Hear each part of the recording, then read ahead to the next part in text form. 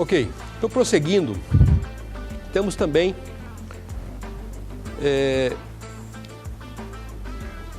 o crédito de perito, de intérprete ou de tradutor.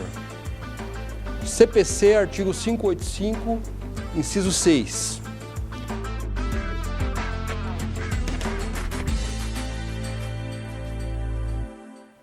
Bem, esse crédito de perito, de intérprete ou de tradutor, ele pode ser executado. Entretanto, há necessidade de ele ser aprovado por uma decisão judicial. Não obstante a isso, o título ele será extrajudicial, embora não seja produto de uma atividade jurisdicional. Embora ele seja produto de uma atividade jurisdicional. Na verdade, ele é um título executivo extrajudicial por ficção jurídica, né, por criação da lei. Importante vocês frisarem e anotarem bem isso. Crédito de perito, de intérprete ou de tradutor. Então, na verdade, são profissionais, são técnicos que prestam os seus serviços dentro de um processo judicial. E, evidentemente, que eles têm direito aos seus honorários. E o juiz aprova, dá uma decisão judicial, fixando esses honorários, aprova a proposta de honorários que eles vão fazer dentro do processo.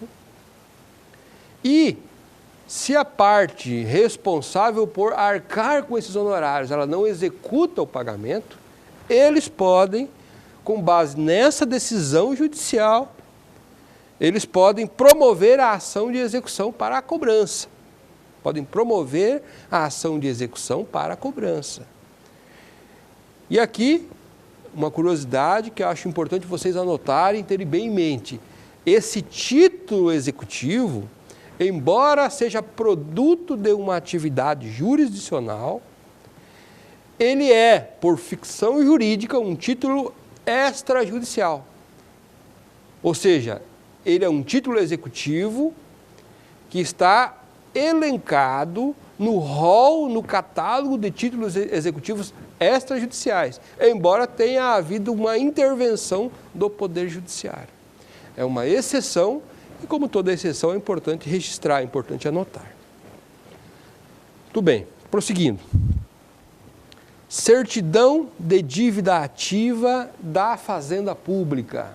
Certidão de dívida ativa da Fazenda Pública. A dívida ativa da União, dos estados, dos municípios, do Distrito Federal e das suas autarquias e fundações, ela é constituída por valores, né? É constituída por valores que podem ter natureza tributária ou não tributária. Podem ter natureza tributária ou não tributária por força da Lei 4.320/64.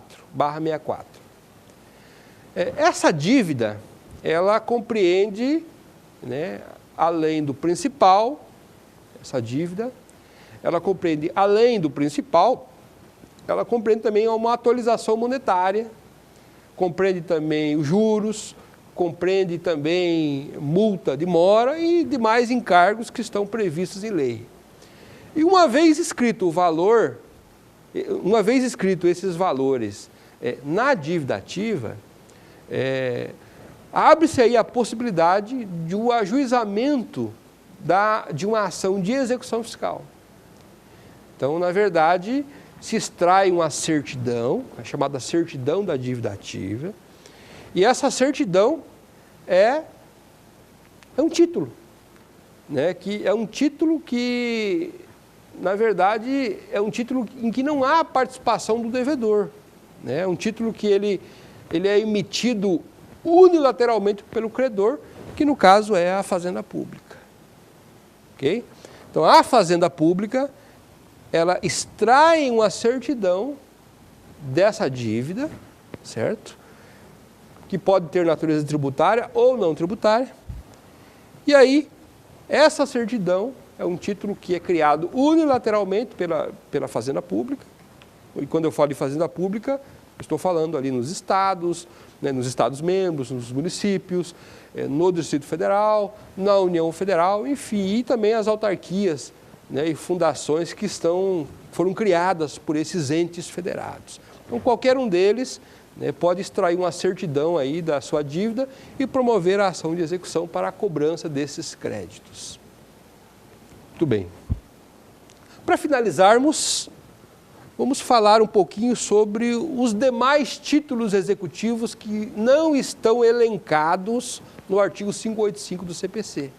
Não podemos nos esquecer que existem outros títulos previstos em leis especiais que estão fora desse rol do 585 do CPC. E olha que o rol do 585 já é um rol bastante extenso. Mas existem diversas leis esparsas que prevêem aí que determinados documentos são títulos executivos, podem aparelhar uma ação de execução. Vamos ver alguns exemplos, né? Os mais importantes e os mais usuais, né? O primeiro deles é o termo de ajustamento de conduta celebrado entre a parte e o Ministério Público. Tá? O compromisso de ajustamento de conduta. Esse é um título que está previsto na Lei 7.347/85, lá no seu artigo 5º, no parágrafo 6º. Tá?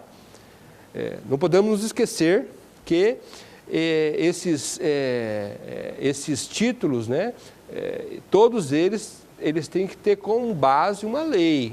Né? Não existe título executivo por mera convenção das partes. Como falamos já em aulas anteriores, só há título executivo se houver previsão legal, certo?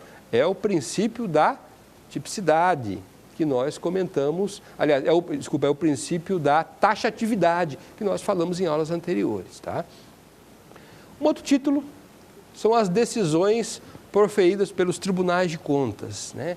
Na verdade, essas decisões proferidas pelos tribunais de contas, a força executiva está na própria Constituição da República, né? A Constituição da República, lá no artigo 71, parágrafo 3º, prevê que essas decisões possuem força executiva.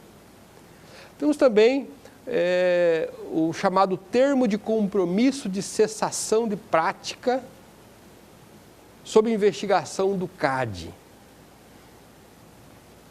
Quiserem anotar, termo de compromisso de cessação de prática sob investigação do CAD.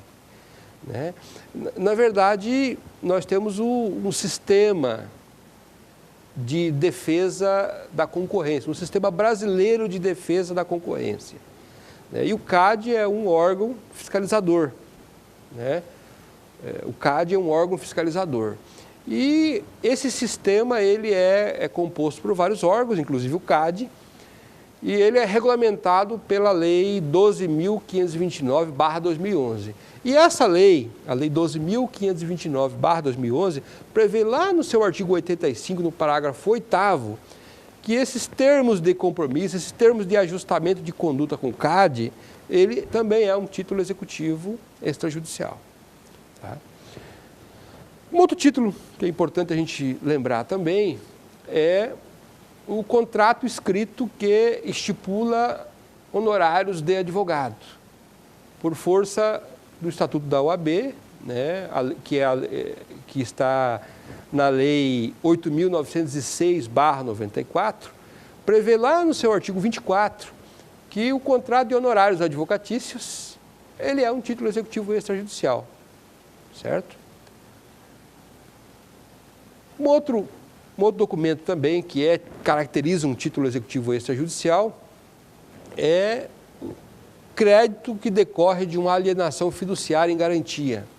Na verdade, existe um decreto-lei que é de 69, né? O decreto 911/69, que lá no seu artigo 5º prevê que o crédito que decorre de alienação fiduciária em garantia, ele possui força executiva. Temos também um outro decreto bastante antigo que prevê que a cédula rural pignoratícia, a cédula rural hipotecária, a nota de crédito rural e a nota promissória rural também são títulos executivos. Esse decreto é um decreto de 1967, é um decreto-lei, decreto-lei 167/67, prevê lá no seu artigo 41 que essas cédulas aí, que esses documentos, eles também são títulos executivos extrajudiciais, né?